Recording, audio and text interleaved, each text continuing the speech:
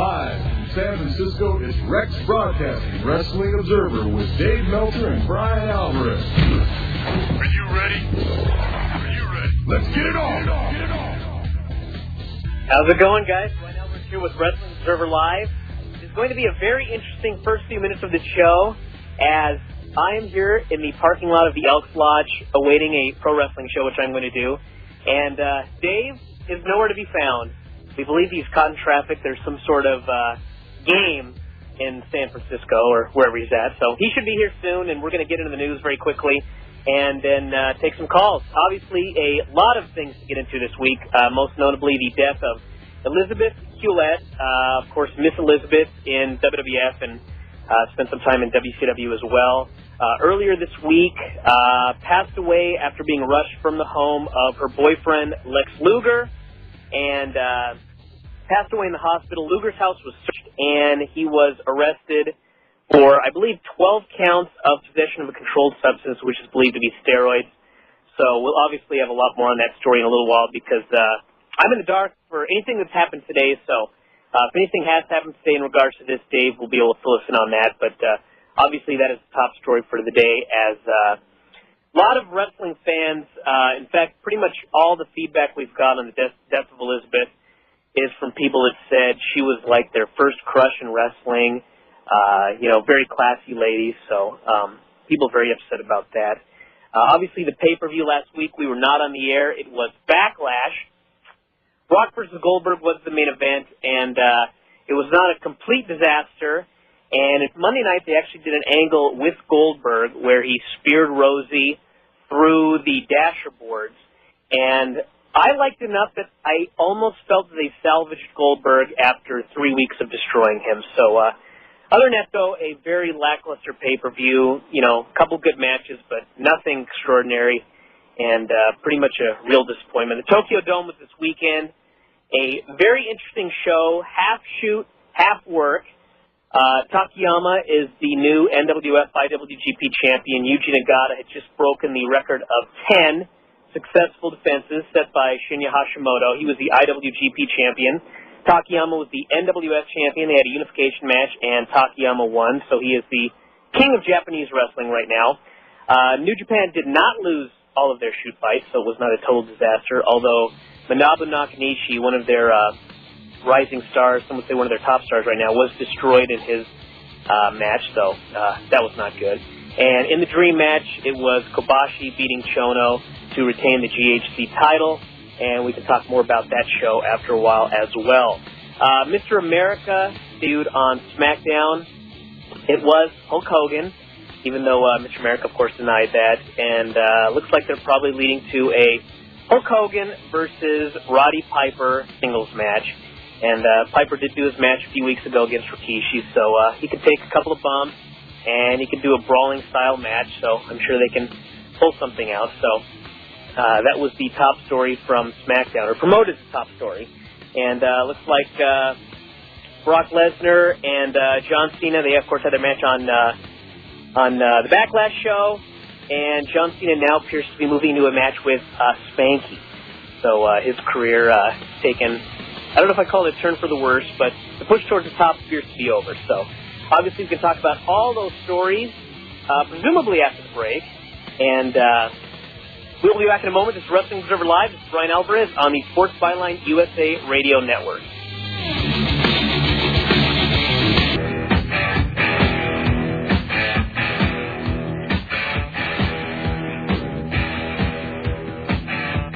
Hey guys, we're back here on Wrestling Observer Live. This is Brian Alvarez. Got a couple of quick stories that I forgot to mention before the first break because I'm horribly unprepared for this day. Steve Austin quietly announced his retirement from pro wrestling on, I believe, .com. Long story short, his neck is screwed up very badly.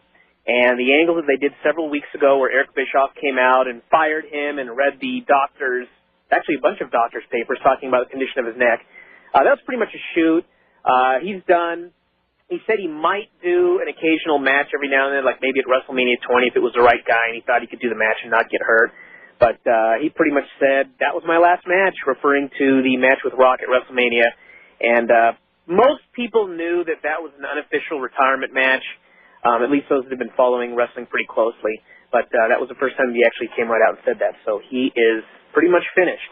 And I'm going to go over very quickly just the results of the pay-per-view last Sunday and any notes on that.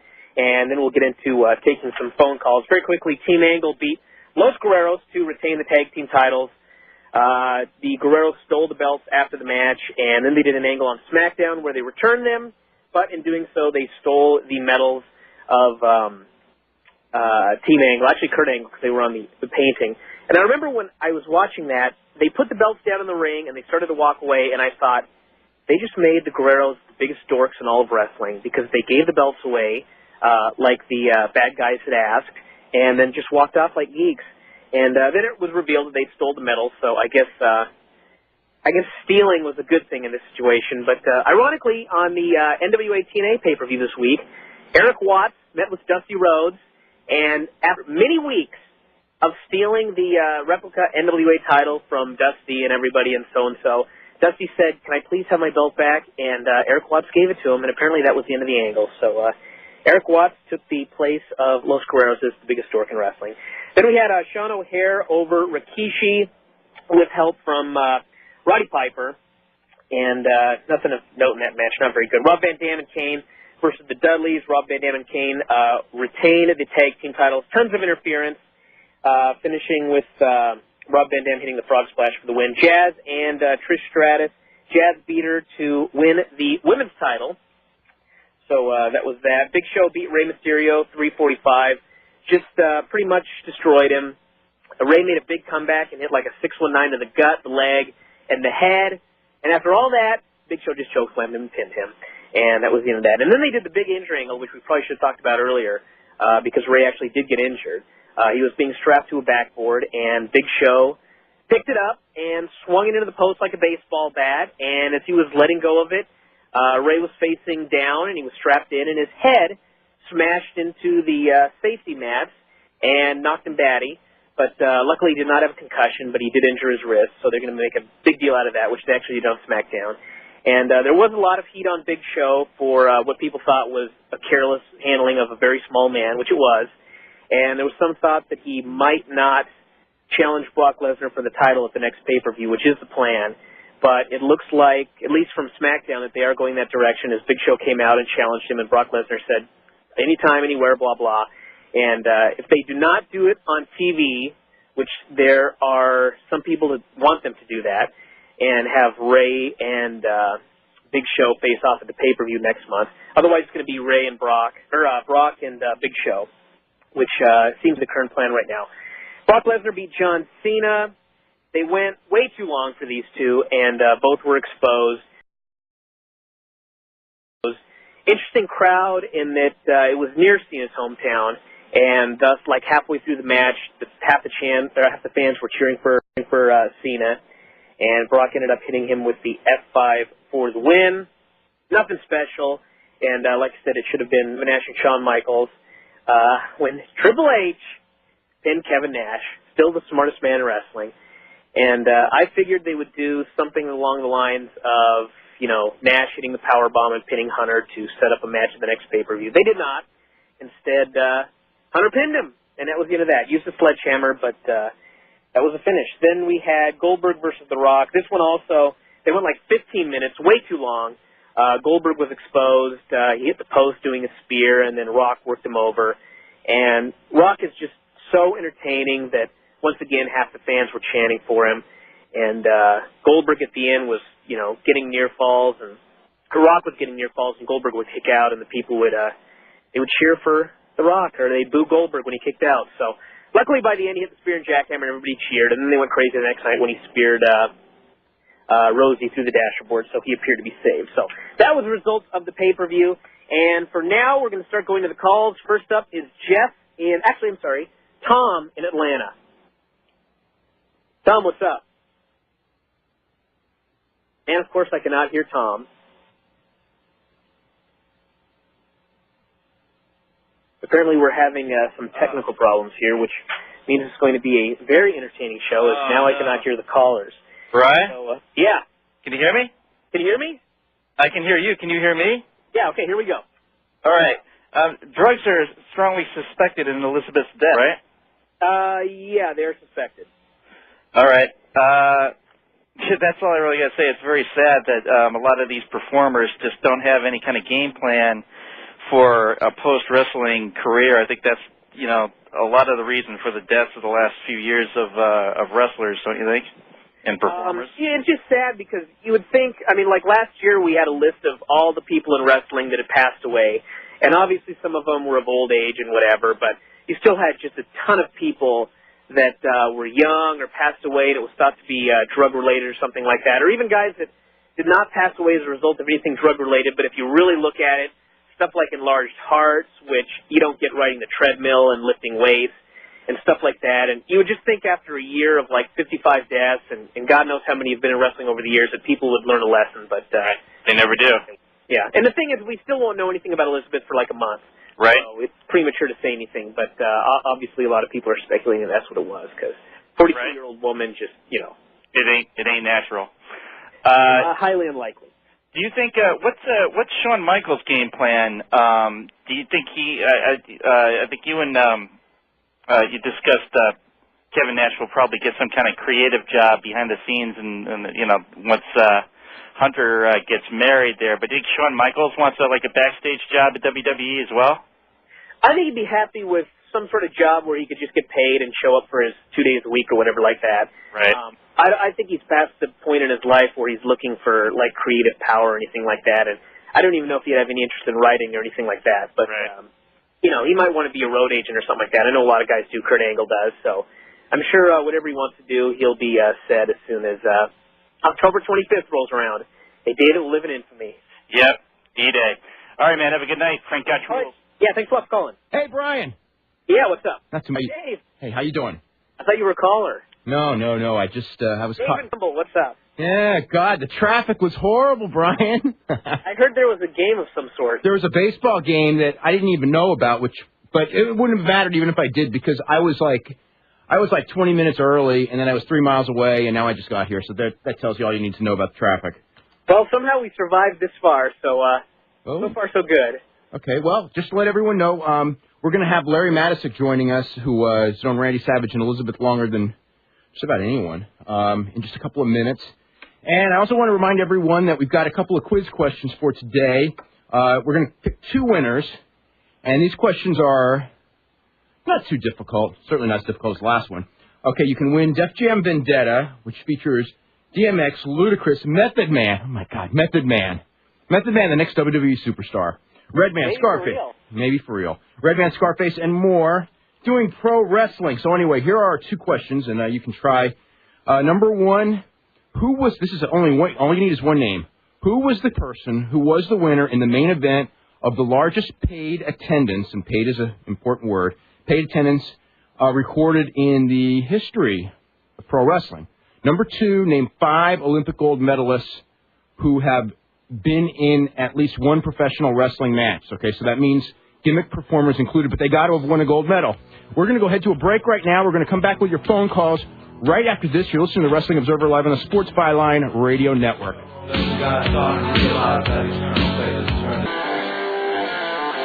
Okay, welcome back to Wrestling Observer Live. I'm Dave Meltzer, editor of the Wrestling Observer Newsletter, with Brian Alvarez of Figure 4 Weekly. And if you're interested in information on how to get either of those publications, you can go right now to www.wrestlingobserver.com, and there's previews of both the Observer and the Figure 4 for this week. And there's a lot in both issues this week and this coming week. I'm sure there's going to be a whole lot more with stories on Elizabeth and Lex Luger, and it's been quite the week, hasn't it, Brian? Oh, yes. Yeah. Anything new on Elizabeth? Because I've been kind of out of the loop the last couple of days, so a very brief update at the beginning. There's really nothing. And there isn't going to be anything for 30 days as far as until the toxicology reports come in as far as official. I mean, it was most likely a drug overdose, though. Yeah. And, Lex is in a lot of trouble these days. He is. He's facing 14 counts of drug charges. He's facing a DUI, a suspended license. And what else is he facing? And there's a battery charge as well out on him. And this is all in the last couple of weeks. Wow. He spiraled downhill in a hurry. I think that's the best way to put it. This is a very interesting period. Interesting when you start getting in WWE shape, what happens. Yeah. And, well, no surprise other than the quantity. Since the last time we had a show, it's been kind of a lot of stuff's going on. UFC. I know it was bad, but and then it was over and it was like, I could have done something else with my 3 hours. Yeah. I thought the show was all right. I thought all the fights were good, but there was, definitely lacking a main event. Yeah. I think that they probably learned their lesson on that one. Backlash, I thought, was a very weak show. Boring. Yeah. I pretty much went over all the results and everything for that show, so. Yeah. Wednesday's NWA TNA I thought was a pretty good show. Yeah, wasn't bad. Yeah. I would, aside from possibly their very first show, I would almost guarantee it was the biggest buy rate that they've ever had. I would say so. There's Tokyo Dome, of course, on Friday with both shoots and work matches on the same show, which was a novel approach that seemed to work. The show seemed to end up being a lot better than pretty much everybody feared it would be going in, with Kenny Kobashi over Masahiro Chono and Yoshihiro Takayama over Yuji Nagata as the top two matches, and they were both worked matches. And then, of course, we had Raw, where Bill Goldberg speared Rosie through the barricade, which is probably the first smart thing they've done with Bill Goldberg since they got him. And then let's see, then we had SmackDown with the arrival of Mr. America. And then last night, and you haven't seen Confidential by any chance? No. Okay, that was bizarre. Bob Costas was on. They had Bob Costas and Jesse Ventura as among the guests, and there were some other fluff pieces as well. But Bob Costas was on, and he started talking about, growing up in New Jersey as a wrestling fan and then moving to St. Louis and, going to his first live matches. He never really talked about Sam much. He said going to wrestling in St. Louis, and him and Dan Deerdorf doing radio broadcasting of a Hulk Hogan-Paul Orndorff WWF match around 1985. And then, at the end of the interview, he talked about, when Vince McMahon was on his show the last 2 years. And then he mentioned, kind of casually that,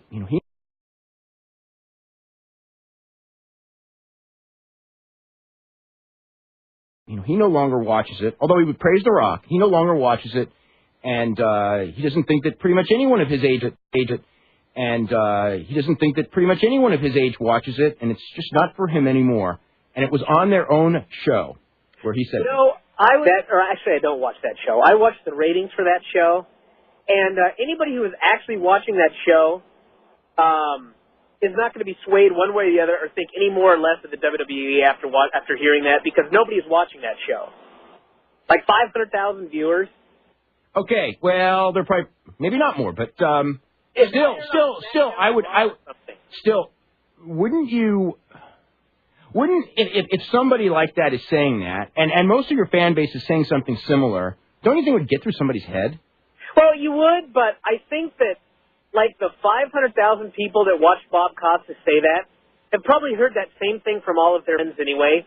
So I'm sure they thought nothing of it. No, but why would you put it on there? But why would you put it on your own show? No, of course it's not. They're idiots. That's why. Okay, well, there you go. There's no logical explanation for it. Okay. I'm just saying I don't think that there's any harm in doing it. Oh no, I don't think there's harm. I just think that I'm sitting at home going like they're freaking clueless. They're clueless, which we say all the time, and actually have been saying a lot more lately, and probably will be saying even more in the future.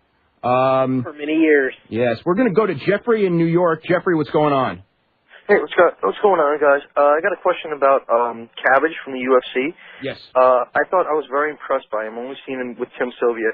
How good do you think this guy can be if he was in Pride or even in UFC? I mean, how far can this guy go? How tough is he? I mean, he can take a punch. He can. You got to remember that Sean Alvarez is not really a top-notch fighter. I mean, now Cabbage is a good fighter, but I don't see him, if you're talking about like a Nogueira or a Fedor or somebody like that, I don't see him in their league at all. What about Bob Sapp? They both strikers. Yeah, I think that if Bob Sapp, it would actually be a very entertaining match. My gut is if Bob Sapp didn't tire himself out pounding on the guy, then Bob Sapp would probably beat him. But if once you're gassed, it doesn't matter how big and strong you are. When you're gassed, you're gassed, and And Bob Sapp would probably gas long before Cabbage, so that would be his chances just to stand there and take those blows. And he can take them for a while. He took them from Tim Sylvia for a long time before they finally had to stop it. Yeah, that's a good point. That's true. Yeah. My other question is about Dan Severn. I was reading, I guess I didn't know this, that he was from back when they had Golf Earl, he withdrawed. Yeah. Because of a reputation, he feared for his reputation. If he didn't withdraw, how do you think he would have won under those rules? Yeah, he would have taken. Well, unless probably because he would just take everyone down over and over and over again. Unless he got knocked out, I mean, on a point system, nobody was going to touch him because he was going to take everyone down at will all the way through. You know, like he took the Godfather. He must have taken him down, 15 times in that match. Yeah. And, I mean, if it was Bart Gunn or any of them, I mean, none of those guys were going to stop his takedown. So, unless the rules were not in his favor in that they would keep standing him up, he couldn't, submit the guys on the ground and keep standing up. He could get hit. There's a possibility. But, I mean, I would bet on him over Bart Gunn. I would have bet on him over, Bradshaw. They were the finalists, Mark Merrow, any of them. I mean, I just think he would have taken them down and tired them out by just being taken down constantly. Why do you think they had those rules where you couldn't submit them or anything on the ground? I think they were. I think they were afraid of one. They were afraid of injuries. Number two, I think that they thought that groundwork would be boring to their fans, and they didn't want their fans booing the fight. Even though they booed the fights anyway. Well, their fans were. It was. You learn as you go. You know what I mean? And it was an experiment. And obviously, as you can tell, it'll probably never be done again until there's a new management team that doesn't learn from history. Yeah. Someone else will start a promotion and they won't learn from WWF's history, and then we'll watch them make those kind of mistakes. Yeah. My last question is about why, I don't know about the other promotions, but the WWF specifically, where does this logic come from that punishing wrestlers on TV is a good thing? That doesn't he realize that it actually hurts the fans, that it hurts them? It hurts the company? Yeah, I know. We say that all the time, and I don't know. That's, what can I say? I mean, it's one of those things that we complain about constantly is somebody does something wrong, and then we watch Raw, and we go, they did something wrong. Okay, I'm going to answer the question. Okay. I think I can get the first one, and then time for the second one. Is it the event, in North Korea where they had 100? No, because I said paid because most of that was paper. Most of those people were in free, so it was not that event. Oh, man. All right. Okay. Thanks a lot, guys. All right. We got Larry Matisyk on the line. Larry, what's going on? Hey, Dave. How's everything going? Hi, Brian. Hey. Just want to, let everyone know Larry Matisyk, of course, longtime television announcer in St. Louis, promoter, booker, a bunch of other things, worked for WWE for quite a long time, and we'll probably... what's funny is, I'm doing the history of wrestling thing in the Observer, and I'm getting up to... the end of 19, just a couple of weeks, I think. Well, it was a tough time. It was a chaotic time. Wrestling hadn't settled in right then. Vince hadn't quite taken charge. And things were different. Yeah, a lot of things were happening behind the scenes. And I guess from my own standpoint, maybe I made some bad decisions professionally. I guess that I could have done or not could have done. But who knows? I mean, in the end, it's what it is, and we are where we are. Yeah. Now, I wanted to bring you on, among other things, to talk about Elizabeth. You actually would have known her long before WWE because you were actually, I guess, the first mainstream promoter when you were running your own promotion that booked Randy Savage, who was, it's funny, I was thinking back about Randy Savage, and one of the first times I would have seen Randy Savage, because I actually saw him wrestle as Randy Poffo when he was very young and like 165, 170 pounds. But later, when I saw Randy Savage for the first time, was on ICW. They got their TV in San Francisco.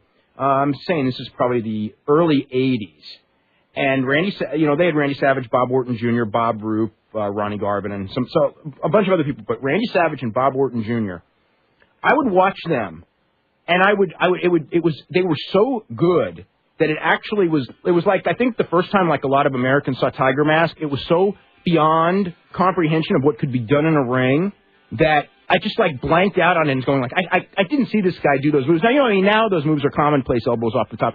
But Randy was doing stuff long before anybody else was. But anyway, we actually have to head to a break on that Randy Savage speech. But we'll talk about Randy Savage, why it took Randy Savage so long to make it to the big time when he was that awesome of a worker, Elizabeth, and the very sad situation with the passing of Elizabeth with Larry Matisyk. And we're going to be back with more right after this. You're listening to Wrestling Observer Live on the Sports Byline Radio Network. Hey, welcome back to Wrestling Observer Live. I'm Dave Meltzer, editor of the Wrestling Observer Newsletter, with Brian Alvarez, the Figure 4 Weekly. Our special guest, Larry Matisyk, longtime television announcer in St. Louis. Real quick, we got 2 trivia questions today, so you can call in. You got to call in for these ones. First correct answer to either of these questions. We'll give away a couple of games today, hopefully. Def Jam Vendetta on PlayStation 2 featuring DMX, Ludacris, Method Man, Redman, Scarface, and more. Your favorite rap artist doing professional wrestling, which I don't know if that's the wave of the future or not, but wrestling's going to change again. We just don't know where it's going again this time. But before we went to the break, Larry, I wanted to talk to you about, I guess, explain to everyone, because when we're talking about, like, this situation was 20 years ago, and wrestling, obviously, a very different system, and people, I don't think modern fans understand what the term blacklisting in wrestling was, but Randy Savage was an incredible talent who was basically blacklisted at the time that you started booking him. Yes, he was. As a matter of fact, it even goes back past that because, amazingly enough, when I started working for the late Sam Muchnick in St. Louis, I saw Randy Popo's workout with the St. Louis Cardinals in 1972. Joe Mathis, the late great scout for the Cardinals, who found people like Kurt Flood and many other great players, was the one who scouted, who had Randy come to the tryout at Busch Stadium. I think the connection was mainly between Randy's dad, Angelo Popo, and Sam, because they'd known each other for years and liked each other a lot. So I actually saw Randy try out as a 165-pound catcher out of high school, and that time Busch Stadium in St. Louis was a pitcher's ballpark, and Randy was lining balls off the wall, and the Cardinals signed him at that time. I kind of lost track of him because Angelo Popo started running what was an outlaw promotion in Tennessee. Well, the Tennessee people, George Goulas, Nick Goulas, I'll get that right. Nick Goulas, Roy Welch, the whole family there, they belonged to the National Wrestling Alliance. So because the Popos were running opposition to them, basically they were blacklisted. It was illegal. There had been a consent decree back in the 50s that said wrestling promoters wouldn't do this, which of course they did. There was just nothing in writing. It was all done by word of mouth, telephone, where there were no records. So the Popos were kind of pushed out. In the late 70s, I'm thinking this is 79, maybe even 80, Pat O'Connor was at the end of his run as a booker for Sam Muchnick, as Pat and I were close, and somebody I can still remember walking through the hall in the Chase Hotel, and we were talking about different talent to bring in. And Pat brought up, he says, boy, there's a kid I'd love to bring in. He says, we can't touch him. It's Randy Savage, Angelo Popo's kid. He says, he's fabulous, but we can't use him. So Randy was out. When the St. Louis Wrestling Club basically fell into turmoil, Sam had retired. I was having run-ins with the various owners of the St. Louis Wrestling Club, who I had a lot of respect for, but they wanted to make changes that I just didn't think made sense because St. Louis wasn't broken. Why were we worried about fixing it? There was nothing to fix. We were drawing great business. So I went out on my own and was talking at that time to Vince McMahon on a almost daily basis. He was one of my best buddies, and he was encouraging me to do this. Little did I know why. Well, I don't know if that was why so much, but it was a test situation to see how strong what was left of the structure of the NWA was. Sam was retired. There have been, various different presidents. There had been Jim Barnett with a lot of power in the NWA.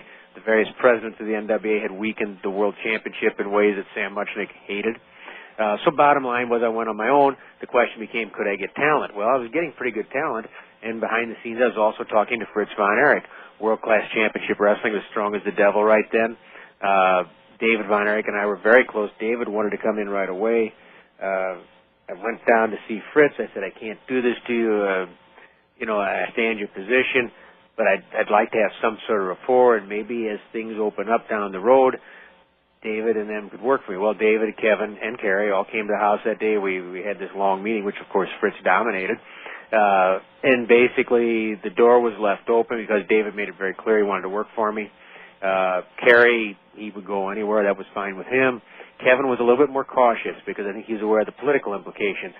What Fritz basically, we came up with an agreement that basically said if I won the war in St. Louis, then Fritz would help me behind the scenes. If I won the war in St. Louis, which he assumed I would, that at that point it would be up to me to make peace with the former owners of the St. Louis Wrestling Club, just as Sam Muchnick had required from Fritz Von Erich back in the early 60s when he had a fight with Ed Watts about Dallas and all involved with Ed Watts and Paul. And was it at Macklemore? Or was McLemore out of it? Ed McLemore, right. Ed McLemore. I'm sorry, Ed White was the name later used. I'm sorry. Too many names and too many years here. Yeah. Bottom line was we'd made this agreement.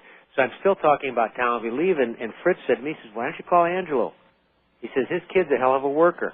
Okay, fine. So I did call Angelo because I kind of known him from when I started out in the business with Sam, and I went to see Randy Savage when I showed at Springfield, Illinois, and just as you said, I mean, he's flying all over the place. Whoa, Randy, wow, this is awesome. So I had him come in for, I believe he's on my first house show, and then he worked TV for me later. And I can still remember Randy at that time coming in, and I thought he was going to have a nervous breakdown in the dressing room. I'd never seen a man so wired. I mean, he was so tense, he just paced up and down the dressing room. And the other wrestlers, because I had guys who weren't all outlaws.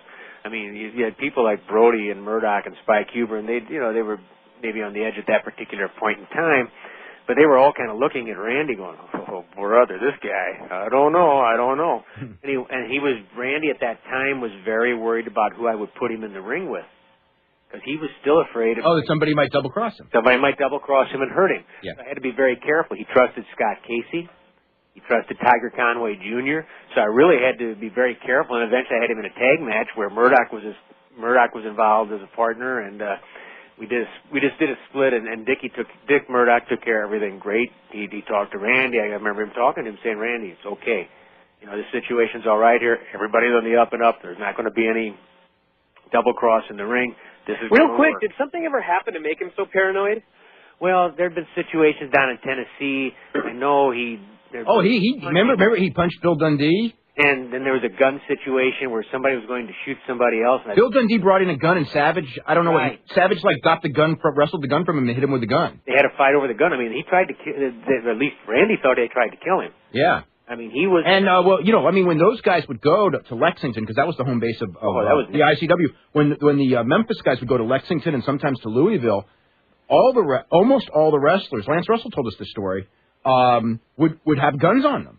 Because everybody was packing, because they were afraid, and that was the other side. They were afraid that Randy and these guys who were so crazy that would go to the shows were going to, fight. So they all brought guns. It was a nasty wrestling war. Yeah, this is a wrestling war that was down and dirty and in the gutter. And ironically, during that same time, Bob Orton had moved to St. Louis, and Bob and I were becoming pretty good friends. And I knew Bob because he had also worked for promotion with Tully Blanchard, who was also working for me, and they were opposition to Fritz. It's a long, convoluted story. It's a typical wrestling story.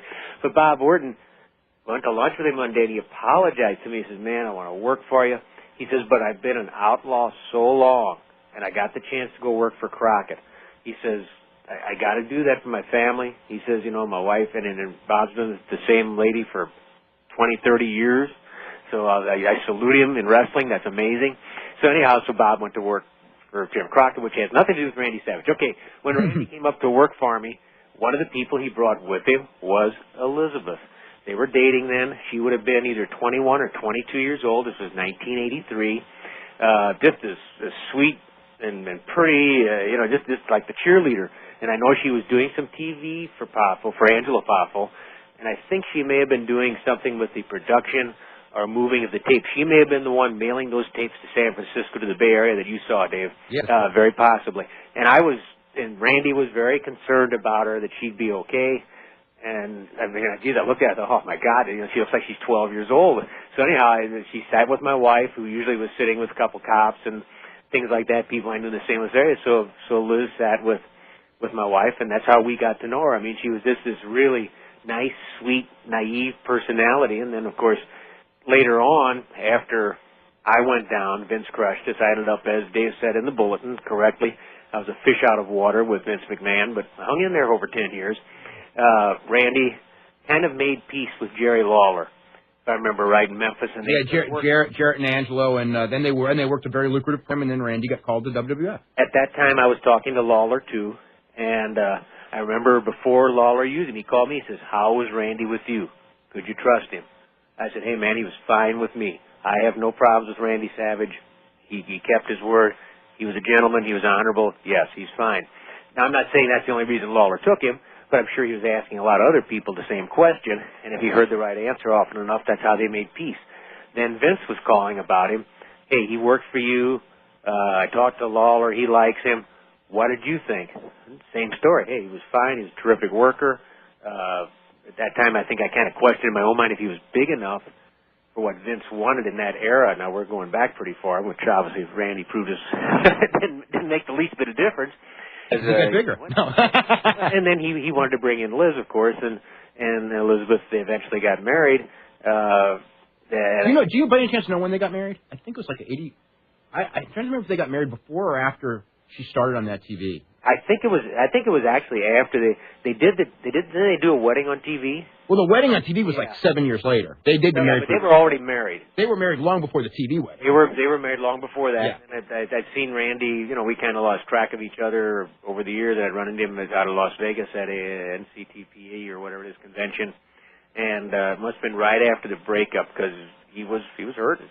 Yeah. I mean, he felt bad about Elizabeth. Then, of course, as we know, she tied him with WCW. And I said this to Dave yesterday, and if you don't mind me taking a second here, I want to clarify something.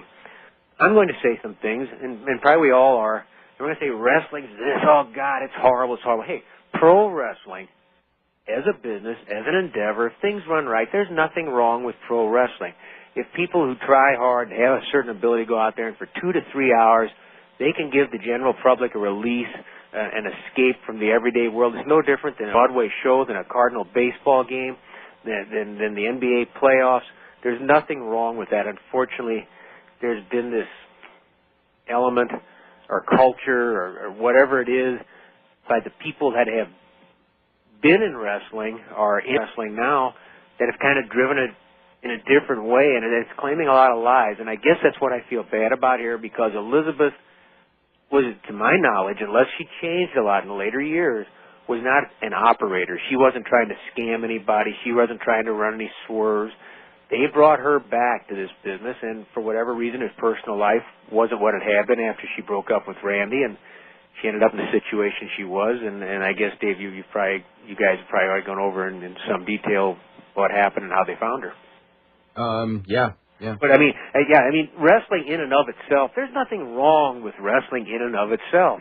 It's Brian. By any chance, did you see the thing that I emailed you, the article in the Portland newspaper?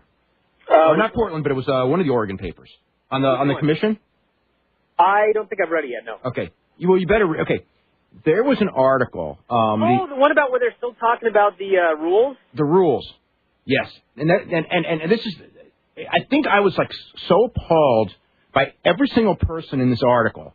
It was an article in one of the Oregon newspapers about the thing to disband or to stop regulating wrestling in Oregon passed on Friday, and is going to the governor, and the governor of Oregon is going to sign the bill. So it is, that bill is going through. Actually, what I heard today, because I'm at a show right now, is anybody who has a license. I guess everybody's license expires on June 5th.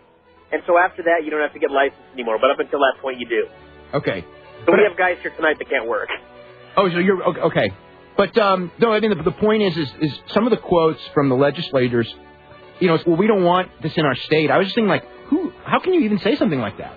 Yeah. And then on the other side, Gary Davis talking about how these tens of thousands of dollars it's going to cost them to get licensed. I mean, how much did it cost you to get licensed? It cost me about $150 total. Okay, well there you go. For an entire year. So, anyway, we'll be back right after this. We're going to start taking phone calls as well after this. You're listening to the Wrestling Observer Live on the Sports Byline Radio Network.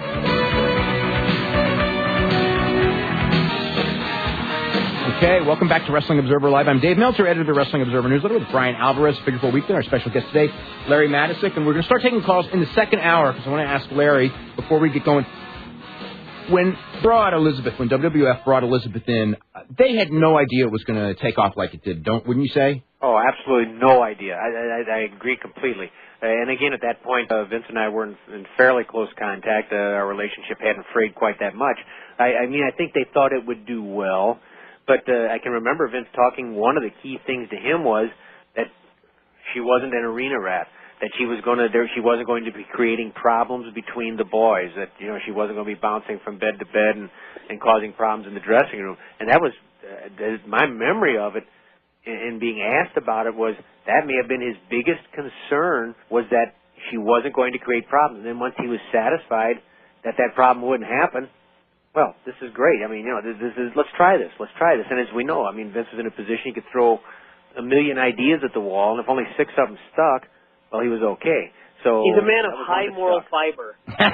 I'm sorry. A man of high moral fiber, that Vince. Well, yes, it was rather ironic at that time because because I knew some of the other stuff that was going on too. It was rather ironic that he brought that up. I mean, I would have expected that speech from Sam Muchnick. Not that Sam would have ever had a female be a manager. Certainly, I never. It was hard to get Ian in there. I never expected it from Vince, but he did bring that up, and I don't think it was a question of high moral fiber. It's just a question of he didn't want people fighting in his dressing room. Okay, we're gonna go head to our hourly break. We're gonna come. I gotta go. Okay, Brian. Well, thank you very much for joining us. Brian, of course, is wrestling tonight in Oregon, somewhere in Oregon. What city in Oregon? Milwaukee. Milwaukee, Oregon. Okay, well, say hi to Matt to Tough Tony Bourne. Yes. So thanks, guys. All right, we'll see you later, Brian. Okay, and Larry Matisyk will be here for the second hour. We'll start taking phone calls. Also, don't forget the trivia question. 2 trivia questions for today. Who was in the main event of the? Who won the main event of the largest paid attendance for a professional wrestling match in modern times, probably ever? And also, the other question is, name 5 Olympic gold medalists who at one time or another participated in a professional wrestling match, not refereeing. They had to be in a match. We'll be back with more right after this. You're listening to the Wrestling Observer live on the Sports Byline Radio Network.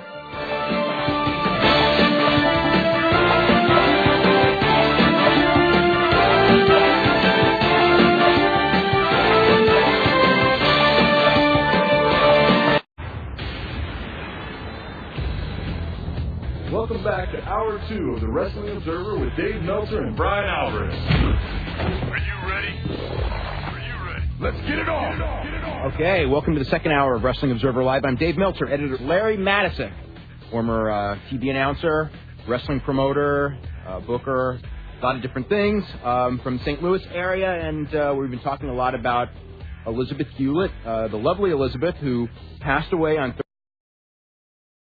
Thursday morning of an apparent drug overdose at the age of 42.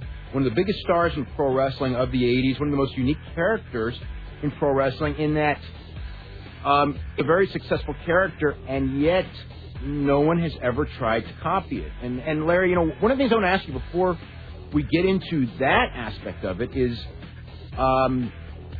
how she was someone who was certainly, you know, not a performer, thrust into the spotlight and became a huge star in the middle of one of the biggest angles in wrestling history, which was the Hogan Savage angle, and just with Randy and managing Hulk Hogan and all that in the WWF days. How did, you know, I mean, you know, we talk a lot about a lot of the guys where, you know, where all of a sudden they get sudden stardom really quick, and a lot of them, you know, it messes them up and they never recover. And, you know, you saw it with Kerry Von Erich and Tommy Rich and a lot of those guys in the 80s. With her, I mean, she went from just being a girl from Frankfort, Kentucky, who hung around wrestling and you know, was the girlfriend of a wrestler, to being a huge celebrity on her own, one of the biggest celebrities in the company. Can you know, I mean, what did you think? Did she handle it well? I mean, it seemed like that it didn't go to her head at all. I mean, everyone that I've talked to about her, you know, and, you know, and my own meetings with her, you know, was like she was very approachable and never had an air of, you know, being conceited when easily she could have been. Yeah, I agree 100%. It seemed like she really did keep her head on her. I think she really didn't character when she got in there. She was herself. That was Liz. I mean, she almost like she was kind of in awe of what was going on around her sometimes. Until, you know, she got eventually involved in an angle or two, but they were very careful with it. They didn't try to give her a personality, and it's ironic that you say that, because I'm just thinking about some of the stuff with Goldberg. Well, they're giving him a personality. Oh, no, you can't give him personality. Nobody gave Dick the Bruiser a personality. You either are a personality or you aren't a personality. You have it or you haven't got it. And for whatever reason, Liz seemed to have it. I guess I'd say anything that I maybe saw different in her in scattered meetings with them over the years was that I think she became more business aware later, and I think I've told you the story, Dave, that back 91, 92, I think it was 91, I guess, we ran a show at Busch Stadium. I was still with WWF, and Randy and Elizabeth came in early to do the free publicity run that we sometimes did in those days, radio, TV, whatever, including at that time Randy threw out the first pitch at a Cardinal ball game. Randy and Elizabeth did. But I was talking with them a lot, and WCW had already started, and the whole issue was being talked about. What they offered you, what if they offered you? And Liz was just very businesslike and right down to the earth, and says, this is all about money. Randy, if they offer you money, you got to go. They offer you more money. This is about money. Okay, we got to go ahead to a break right now. We're going to talk more about Elizabeth and start taking phone calls right after this. You're listening to the Wrestling Observer Live on the Sports Byline Radio Network. Okay, welcome back to Wrestling Observer Live. I'm Dave Meltzer, editor of the Wrestling Observer Newsletter. Our guest today is Larry Matisyk of St. Louis. Actually been following wrestling. How long? Oh, golly, I started when I was, I remember the first wrestling at the Chase Show in 1959. I guess I was 11, 12 years old. My parents had followed it before me. St. Louis had such a traditional history. I mean, my dad could tell me about, I remember seeing Hans Kampfer wrestle Jimmy Londas at the arena in 1937. He'd tell me that story forever and ever. So when 1959 came along and here was Rip Hawk and Gene Kiniski and Cowboy Bob Ellis and Lou Thez, yeah, I was watching. Yeah. Wow. Got it. I'm dating myself. Boy, it has been a long time, and you're still watching, although not 4 hours a week like me. Oh no, I don't. I can't make it through that. Well, for one thing, so many of the matches look so much the same. Everybody works the same. I kind of fall asleep after about the third one. Okay, I got that spot. I understand how that one works. Yeah. But I shouldn't. Hey, don't pick on them. They're doing what they got to do to earn a living, and it's a hard life. But it's just something I'm going to grab your gut. I mean, and again, I go back to a quote that was in the bulletin from Goldberg about how somehow it kind of sinks in there. My wife always says it's a disease. You can't get rid of it. But there's something in the business, and I guess it's once you've been close to it and you've felt that crowd reaction or you've had an idea that you know worked, that's a heck of a high. Isn't it frustrating for you, though? Because oh, yeah. I mean, when you sit back and you watch, because we've talked about this before on this show. Mm-hmm. In some ways, if you kind of understand it, it actually does become simple, and then it becomes really frustrating because it seems so simple and nobody gets it. It is. It's a very simple business. I mean, tie up loose. I mean, we could sit here and just do 5 or 6 key points, and it'd be some of the top booking in the world because it's just so simple. But I don't know. Sometimes the simplest things are the hardest somehow to grasp, and maybe it gets tied into ego where I have to prove to you that I'm a great booker, so I'm going to do this and this and this. The only problem is I've proven to you, wow, those are a lot of creative ideas. Unfortunately, our audience got lost back there in move number 2, so I knew move number 6. They have no idea what the heck's going on. We can't draw any money. This is simple. And simple isn't easy, but simple is simple, and it has to make sense. I mean, if I learned anything from Sam Muchnick, I think that was probably the legacy of St. Louis, Keep it simple, stupid. That was Jim Cornette actually used to always use those words. Keep it simple. Murdoch did too. I mean, in fact, I talked about that incident with Randy Savage, and when we were doing the thing, we were going to have 2 pair of partners break up. Randy was a babyface, him and Conway, and we were talking about how to do it. And Dickie says, "Hey, keep it simple, stupid. The KISS theory. Just you're going to do this, do it." Yeah. We're going to start taking phone calls. We're going to go to Jesse in Wise, Virginia. Jesse, what's up? Hey, Dave, how you doing? Doing really good. I have a couple of questions. First off, about Elizabeth. One thing about Elizabeth and Randy Savage that I've always not really known much about was the actual how did their relationship actually end. I keep hearing that she ran off with another guy, not Hogan, some developer guy from Florida. It would have been a lawyer, Kerry Lebetsky, in Miami, I believe. But she was having problems. I don't think it was so much running off with another guy as much as just getting away. And family decisions that I think, were very private and very personal, and it really had nothing to do with wrestling, but what they were going to do with their lives. Yeah. Yeah. Secondly, when the when WCW was doing the big angle with Hogan and Savage in '96 with the Howling Havoc, and they had Liz come back on there, was this sort of like an insider thing? At the time, Savage and Elizabeth's divorce was not really made public knowledge. This was before the actual internet became people knew. I mean, they acknowledged that they were divorced on that TV, though. I mean, it was acknowledged that they'd split up years ago. Okay. Yeah, because they did angles where I remember that angle that they did once where they had Elizabeth do the thing saying she wanted Randy back, and then the next week they said that Eric had set her up for doing it, and it was all a farce, to play with Randy's mind and things like that. So I mean, they were always acknowledging them as everyone knew they were married, and they pretty much did the angle, making no bones about the fact that they were no longer married. Okay. Another question that's about NWA TNA. Mm-hmm. Given that the success of Ring of Honor and Ohio Valley Wrestling, in terms of selling compilations of their best matches and stuff that they've had, do you have any idea if NWA TNA is going to be doing anything like that? Or They are. They're going to be they're pretty close to releasing videos. They're doing like a 2-hour special. The pay-per-view will later be released as a DVD. I think the pay-per-view is going to run, I don't remember what date, but it's this month, the Genesis pay-per-view on DirecTV. That will be released as a DVD. And then later on this year, they're going to be doing, like, you know, episode 1 through 4, episode 5 through 8, you know, like... That's cool. Yeah, so they'll be releasing all that stuff soon. Yeah, I didn't know. I figured that maybe, like, do, like, a best of the X Division, best of, like, the regular main event stuff. I didn't know they were actually going to do... I did not know that I didn't even think they would actually go through with releasing the individual shows on DVD. Yeah, that's the plan. Okay, one last question. With all the talk about that's been going on these last 2 years about wrestling being cyclical and stuff and right there, one thing I've noticed about the whole thing, that usually the next big boom always occurs with some kind of something really bad happening. There's usually some kind of cataclysmic event that triggers the next big push in wrestling. You had... What happened in 83? Hogan signing...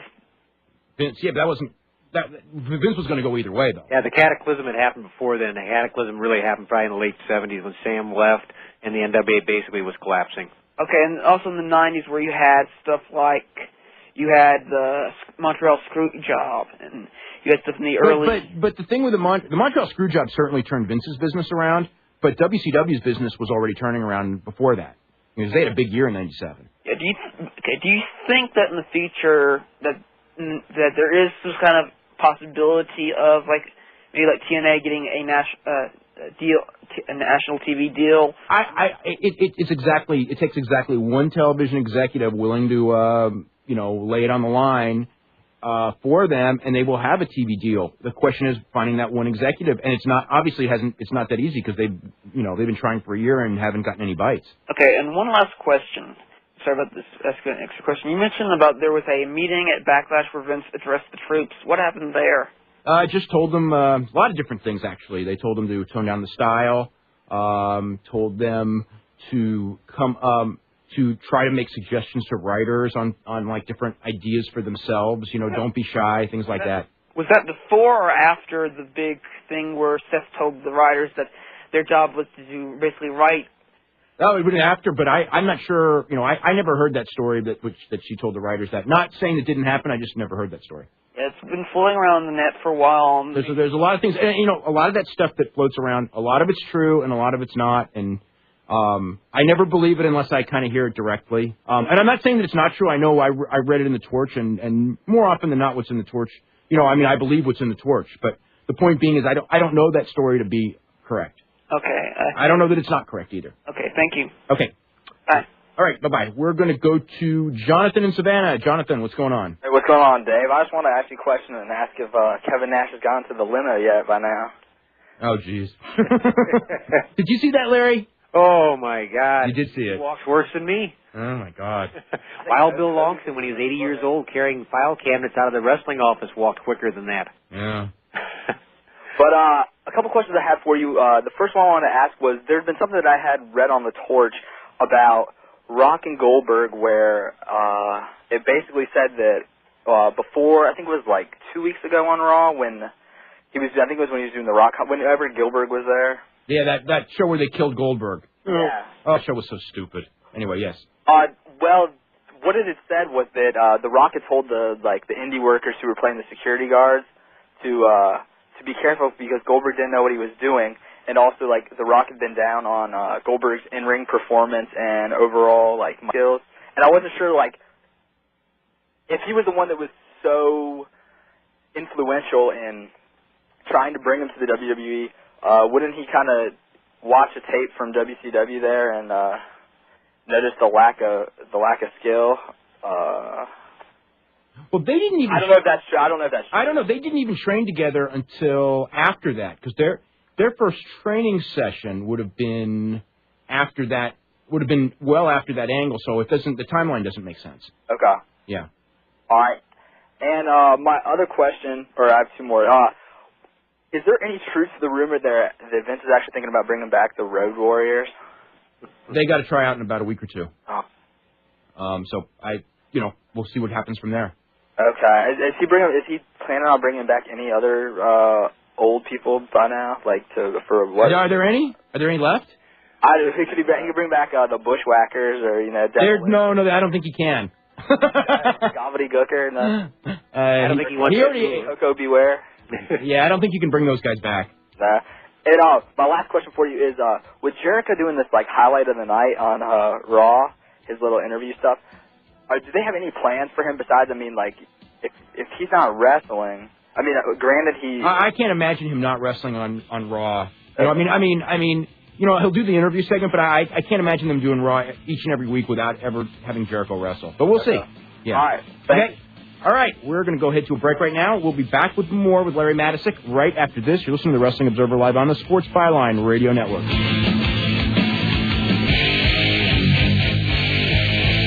Okay, welcome back to Wrestling Observer Live. I'm Dave Meltzer, editor of the Wrestling Observer newsletter.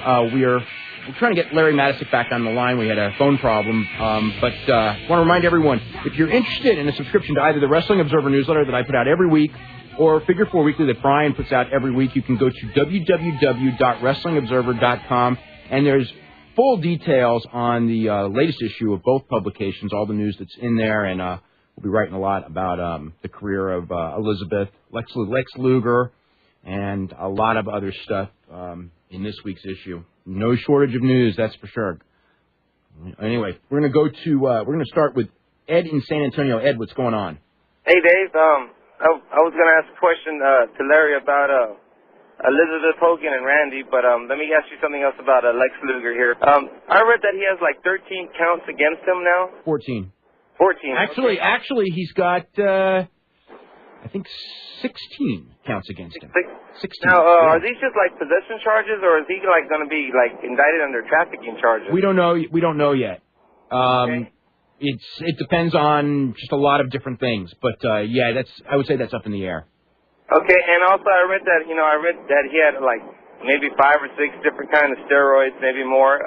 My question is, when guys take steroids to get as big as Lex Luger, these giant guys, are they taking like one steroid, or are they? No, they're taking many different ones all on top of each other.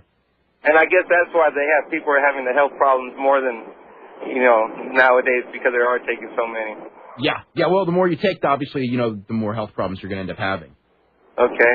And also, well, I guess, like I say, I was going to ask about Hogan, Savage, and Elizabeth, so I was going to ask you if you could ask him if there's any truth or if it's just wrestling folklore, or what his opinion on that is. Well, there's something to it. I mean, as far as, I don't know the exact story, but I don't think it's so much Hogan. I mean, Randy Savage hated Randy Savage and Hulk Hogan had a major falling out over Elizabeth at the time of the divorce, but it was really not. Hulk Hogan was kind of a victim of circumstance in that Elizabeth and Hogan's wife Linda were close, and that's where Hogan's kind of came in. Larry's back on the phone, so we can actually talk to him about that. I don't know. Larry, are you there? I'm with you. Okay, yeah, we're just talking about the whole Randy Savage, Elizabeth, Hulk Hogan deal from that situation. That was the big falling out with Hogan and Savage originally. Although they ended up being best of friends when Hogan got him back in WCW, and they did business together, years later. Oh, definitely. I mean, Hogan and Randy was a very mercurial, up and down roller coaster relationship. I think sometimes they were really tight, and other times they weren't. I think it all went. I mean, Randy'd been an outlaw so long, even though it'd been years. He still, I tell you, he didn't trust a whole lot. He was a hard person to get his trust, to get his loyalty. And the other one is that Hulk Hogan is not really, Hulk Hogan is for Hulk Hogan. Hulk Hogan takes care of himself. That's right. That's what he's for Hulk Hogan. Right. Not that anybody else isn't, but in Hulk's case, it's perhaps accentuated a little bit. Yeah. Go to Scott in Richmond, Virginia. Scott, what's going on? Has anyone gotten the trivia questions yet? No. You can try for one or both. I have a guess for the first one. Is it Steve Austin? No, it's not Steve Austin. Okay. Yeah. That's all. Thanks. Okay. Let's go to Ray in West Haven, Connecticut. Ray, what's going on? Hey, how you doing, Dave? Doing really good. The first question, is it Bret Hart? No, it's not Bret Hart. Not Bret Hart. No. Okay. My first question is, what is going to happen with this Teddy Long white boy racism angle? Are they going to if I was booking it, and of course I would have never even gotten near this one. But But to me, to get to where it goes is that one of these unknown guys beats him and they start a program. You know, and it's a way to bring in bring in somebody from Ohio Valley Wrestling and kind of give them a little rub, kind of like the 1, 2, 3 Kid deal. Like they're not going to have no like. But I don't even know that they're doing that. That's just when I saw that, I'm going like, okay, what's the purpose of this? And I'm trying to think, like how they would think, but.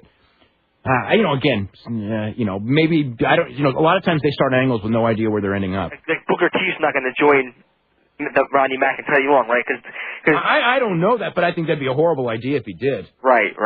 Especially for advertisers, I doubt they'd be real thrilled with that. I don't know if they're going to be. If they were watching some of this stuff on both shows, you know what I mean. That one's treading on thin water. And the other thing is years ago when Russo did all this stuff, okay. Their ratings were so high that they were, I don't want to say they were untouchable because they got slapped around and they had to tone down. But now they're not nearly so untouchable. And, I know people internally in that company who think that they're taking foolish risks with some of these storylines. My other question is, there's a legend or a rumor going around, I don't know who started it, maybe you can answer this. Who made the rumor up that George Steele and Elizabeth were father and daughter? I never heard that until this minute. I never heard it, so I don't know where it would have started. Okay. And one more question. Was Tom McGee, because I read the fantastic article about the history of Hulk Hogan in the 83 era and 84, and Tom McGee, was he supposed to be the original Ultimate Warrior before Jim Hellwig came in? No, there was no original Ultimate Warrior. No? I mean, he came in and he was the Dingo Warrior, and the name Ultimate Warrior came from Bad News Allen, who had used the name in Calgary, and they just took the name, because they didn't want to use Dingo Warrior. They had probably heard Bad News Allen had done interviews talking about himself as the Ultimate Warrior, and somebody just liked the ring of it, and they just changed Dingo Warrior to Ultimate Warrior. But it wasn't like, we have this idea, the Ultimate Warrior, who can we get to play the part? It wasn't like that. The guy was there and all that. And if Vince was grooming McGee to be the champion, would he beat Hogan as a heel, or was he going to be a... Oh, God. That was like, when they saw him, it was like several years down the line, and they didn't... I would seriously doubt they had any plans on how they were going to get there, just that this is the next guy, and obviously, it never got close to that level. No, unfortunately. He looked great. He looked great, I'll tell you, in person. He had the look. But everything from there went downhill. Yeah. All right, thanks for the answers, guys. Okay, we're going to go to Dan in Chicago. Dan, what's going on? What's going on, Dave? How you doing? I think I got a question to the first trivia question. Is it a Hulk Hogan? No, it's not. Okay. So I was thinking with the Silver Dome. That's why I thought maybe... That actually might be second on the list. Yeah.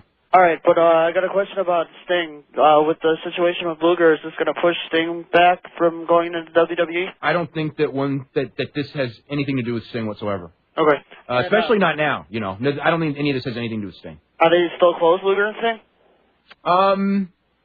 Somewhat, yeah. I mean, like, one of the reasons why they, why Luger did that last tour was because Sting was going on the tour.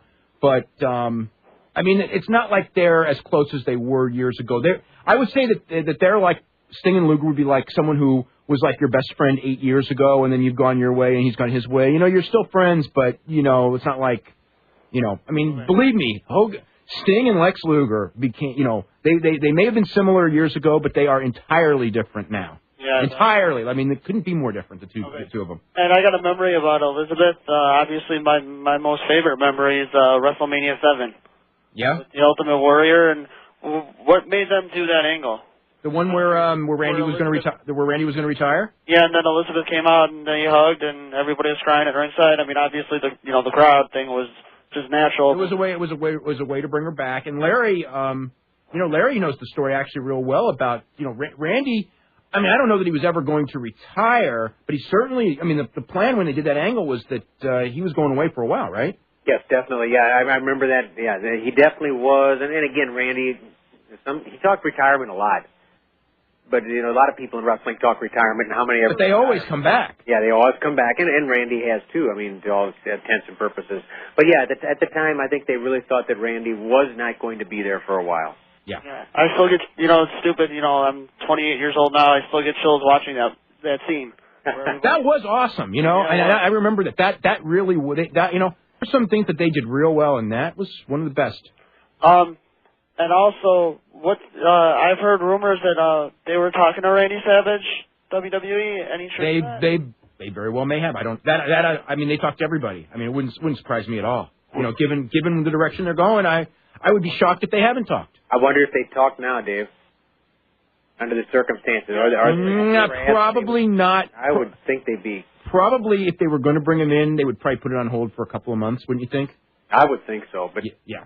But, were they still, Elizabeth and Macho Man, still on speaking terms after the divorce? I mean, obviously WCW, but I mean, like currently, were they? I don't think. No. I would say. What happened with that? Why wouldn't? I mean, I understand. A lot of exes don't talk to each other. Believe me, I don't talk to any ex. There's not one ex-girlfriend that I have that I still talk to. So I understand that. At WCW, they worked together and they obviously communicated. So that's why I was wondering if there was a friendship at all, because he was saying she had a tough time, with that period as far as working with Randy. I mean, not working in WCW, but working with Randy. I remember. Her telling people that was kind of tough for her. I would think so. Yeah. I think there was some hesitation on her part even to come back, even though the money offer had been very good. Yeah. It's funny because it's like, when she went away, and it wasn't like she hung around and we heard her name every now and then. She just went away and never to be heard from again, and then she came back. I seem to remember, and I think my memory's relatively correct, since I was talking to Jimmy Hart a lot then, and he was the one who brought up, geez, they ought to bring back Elizabeth. We got to talk to Elizabeth. A lot of people thought about that. Hey, she was a big star, and Eric Bischoff's big thing was bringing back the stars from that era. And let's give credit where credit is due, because wasn't it Flair versus Savage with Elizabeth as more or less the prize that brought back a lot of the house show business? Absolutely, that was the first program that started the rebound of WCW. You're right. We're going to go ahead to a break right now. We're going to be back with more with Larry Matisyk right after this. You're listening to Wrestling Observer Live on the Sports Byline Radio Network. Back to Wrestling Observer Live. I'm Dave Meltzer, editor of the Wrestling Observer newsletter. Our guest is Larry Matisyk. We got a bunch of trivia questions today, two of them. Number one is, who was in the main event and won the main event? Who was the winner of the main event of the largest of the show, the wrestling show, the modern wrestling show that drew the largest paid attendance? And the other question is, name 5 Olympic gold medalists who at one time or another have done professional wrestling as participants in a match, not necessarily referees. And we got a couple of people who have some answers, I believe. Let's go to Mike in Rockville, Maryland. Mike, what's going on? Hey, Dave, what's up? Would it be the British Bulldog?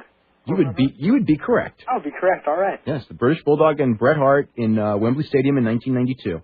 Hold on. We're gonna. Do you have anything else to say, or we'll get your address off the air? I just wanted to ask you one question. What you thought of NWA TNA's decision to put Jarrett over Raven? Because a lot of people I've talked to are unhappy with that. They're even calling Jarrett Triple H, saying he doesn't lose enough. So what do you think about that? They had no choice. There was no choice in that decision. Jeff Jarrett had to win because Raven's contract expired and he would not sign a new contract. Although that had nothing to do with the finish, the bottom line is on that day there was no choice. Anyone who says differently does not understand wrestling. Now, there were things in that match that were laid out, some of which were changed and some of which happened, that I thought were not in Jeff's best interest as a babyface, but Jeff thought it was, and it did make him look like Triple. The spot where you got all those guys beating on him with the canes and the double concerto super kick spot, and then he's got the handcuffs behind his head, and then he takes the DDT, and then he kicks out, was totally ludicrous. And really, I mean, they had a great match. Don't get me wrong. A very good match. I won't say great match. If they had taken out a lot of the stuff that they did, that was stupid, I would say they would have had a great match. But, Jeff did, he did book himself like Triple H would. So the story of the match, I agree with that. But as far as like who won the match, because of the nature of the thing, I mean, the guy didn't sign a deal. I mean, that was his last show. I mean, I expect he'll be back. He may even be back Wednesday and sign a deal. But the bottom line is he did not sign a deal before he went in the ring. He did not have a contract. You do not put the world. There's no way, Larry. There's no way you can put the world title on a guy when that's his last match under contract. He could have gone to Vince the next day, and with no stopping him. And certainly in MMA, we've had situations where they have people with contracts, or didn't have people with contracts who won championships, and all of a sudden they can't book them back. Yeah. Oh, yeah. All the time. UFC. I mean, yeah. And they've killed their chance. It's really hurt their product a lot. You've got to know that the man who has the belt, you can count on him for the next X amount of time. Yeah. Let's go to Javier in Brooklyn. Javier, what's going on? Hello, Dave. Yes. It's first-time caller, so please bear with me. I'm a little nervous right now. Oh, no problem. Okay. I was going to answer the trivia, but somebody beat me to it, but Okay. I thought it was going to be Antonio Inoki and Don Fry, actually. That would have been up there. That was the most ever. That was actually the second biggest in Japan. Oh, it was? Yeah, the biggest in Japan would have been Mirko Krokop and Sakuraba. But Inoki and Fry was the biggest that was the biggest pro wrestling attendance for a Japanese show. Yeah, I'm sure it was. It was Inoki and Fry, yeah. But it wasn't, the paid was not as big as the Wembley. Okay. I just want to make some comments, if I may. Sure. Okay. I'll admit that the death of Liz is like one of the second most shocking deaths that I remember as a wrestling fan. The first one was Owen Hart. Those are the two of them that... Yeah, well, Owen Hart was so different from all the other deaths that I guess, every one of them sad, but I always found the Owen Hart one the saddest because in the other cases there was there was some degree of personal neglect, and in the Owen Hart there was 0% personal neglect, and that made it just so tragic. I still think the WWF was responsible for that death, but that's another story altogether. Well, they set up the stunt. It was bad. Well, hindsight's 20/20. Well, my other comment is that I've been a wrestling fan since 1981. I've only quit wrestling 2 times during those years. First time was when WWF brought the Doink character in '92. That was a terrible period, too. He wasn't the only person to leave then. The second time I left was after the fiasco with Bigelow and Lawrence Taylor. I was live at WrestleMania. Really? I mean, I like that show.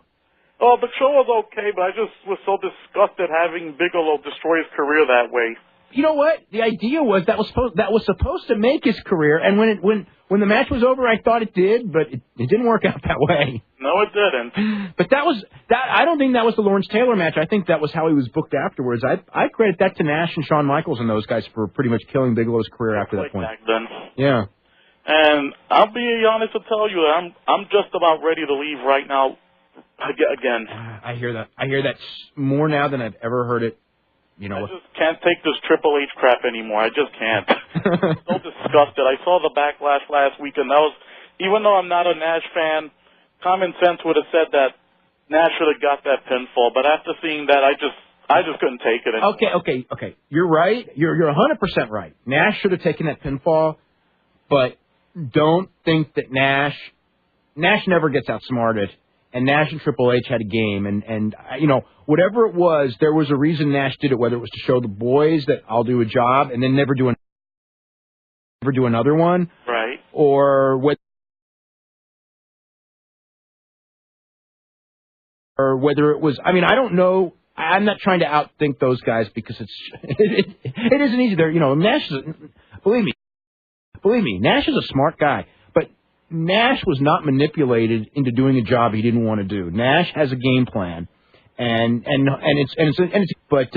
it's not like I don't know. It's not like I would normally say in that situation because if Nash didn't want to do it, somebody else would have done the job. You know what I'm saying? Jericho would have. You know what I'm saying? Or Flair. Or Booker T or somebody. You know what I mean? And back then, I used to watch New Japan when WWF used to discuss me, or WCW. Now that's not pretty much a joke now itself. New Japan, I'll tell you what, though. I watched their TV from not last night, but a week ago. It was maybe the best television show of the year from any promotion. And the last time I watched it was during the All Japan, during New Japan Wars.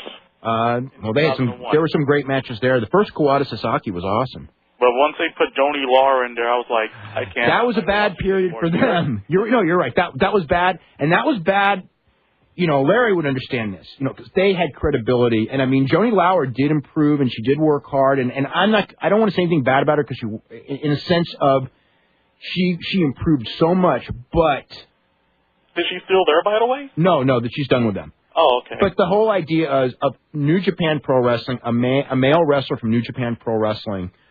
Should not be wrestling Joni Laurer. Joni Laurer should wrestle the women wrestlers in Japan. That's what she should have done. Out of water because credibility is the whole thing in Japan, right? Yep, exactly. And when you take that away from them, that's a big hurt. I think it really hurt them. I think they're finally. I think that's one of the reasons why they're.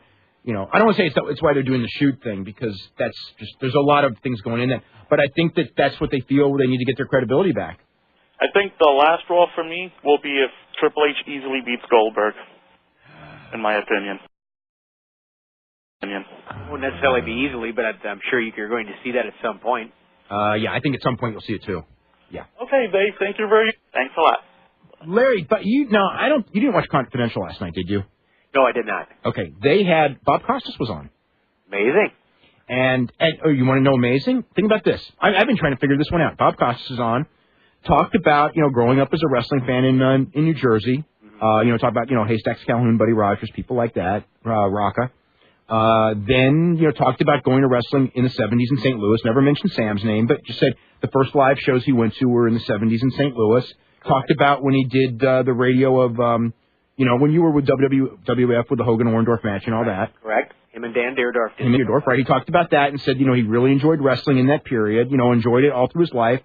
And then he said, this is on their TV, just praised Rock for being charismatic, goes without saying. And then he said that today's wrestling, he doesn't like today's wrestling, and he doesn't think that anyone of his age bracket could like today's wrestling. This is on their own show. Wow.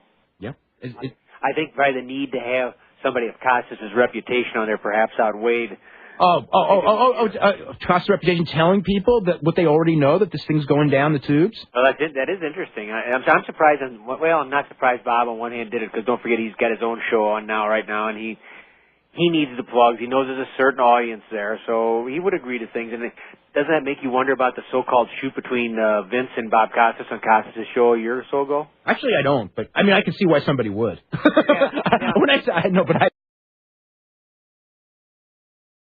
don't. I don't want to. Costas, I've known him for a lot of years since he came to St. Louis too. He's a strange bird, and at first he did not like wrestling, and I don't want to belabor the story because I know we've told it before, but he did not like the business at the time, and Highland told him he's going to start liking it. Really? Amazingly, I never heard that story. Well, Sam had complained because he would be on the radio on KMOX radio every Friday night prior to the Kiel Auditorium show. And Bob was kind of sarcastic one night or something. He put a little knock on it and maybe said some things that got back to Sam, because there's nothing said within the St. Louis sports circles that did not get back to Sam. Everything. Yeah. He knew everything, and I mean everything. And he went to Highland and said, I can't have this. Why is he doing this? What's he doing this for? And Highland told him, hey, you got to talk to these people. And I remember Costas coming then to shows. And actually he did get into it, and he became, in particular, I think he was probably closest of the rest, so he became good friends with Ken Patera. Mm-hmm. And from that point on, he was pretty much a supporter. And he loved Vince when he came in. I was biting my tongue that entire period, But, the stitch is healed eventually, so. Let's go to Jeff in Prospect, Kentucky. Jeff, what's going on? Hey, well, I knew the answer to the first one, but I think I have an idea for the second one. Now, it's anybody who ever won an Olympic gold medal that competed in any wrestling match? Yes. So you got to name 5, and there's a lot more than 5, believe me. All right. So, the first one's obviously Kurt Angle. Yep, got that. William Ruska. Got that. Leon Spinks. Good. That's a good one. Yeah, you're right. Muhammad Ali. Yep. And Karl Malone. There you go. Hey, I never thought anybody would get Karl Malone, but you're right. Good. That's really good. Yep, you won. W match with DDP against. Oh, yeah. Well, everyone remembers that match. With Jay Leno, right? No, Jay Leno was the next month. Which that was right. No, that was the one with Rodman and everything, and DDP and Hogan. And you know if Karl Malone and Rodman are there, that Hogan had to be in that one. Oh yeah. But that was really good. Yeah, thanks. We've been talking about Savage and Liz all night. What was the relation between them and Hulk Hogan's Black and Blue Eye before WrestleMania 9? Now, Larry, you would know this better than me, but I'm of the impression that that's a story that has grown in all these years, but is in fact not true at all. I think that has now mythical proportions and perhaps a little bit less than truth at the basis of it. Yeah, I believe it really was a jet ski accident. Yeah? Yeah. Second question, quick, was what's the status of the Road Warriors in the WWE? They're getting a tryout match in, I think, the 12th and 13th. Yeah, whether it's a house show or dark match? Dark match in, I think, Philadelphia and Baltimore. The TV's Monday and Tuesday that week. Oh, all right, so. Okay? That's about it, all right? All right. Okay, we're going to be back with, we'll try to get one last phone call in right after this. You're listening to Wrestling Observer Live on the Sports Byline Radio Network.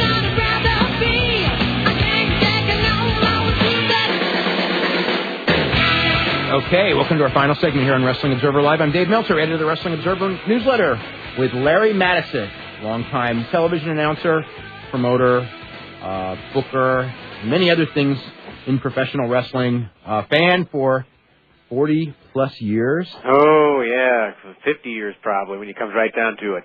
Wow. Okay, hey, before we take the call, okay, all-time 5 best. Only 5. Only 5. Lou Thesz. Okay. Ric Flair. Okay.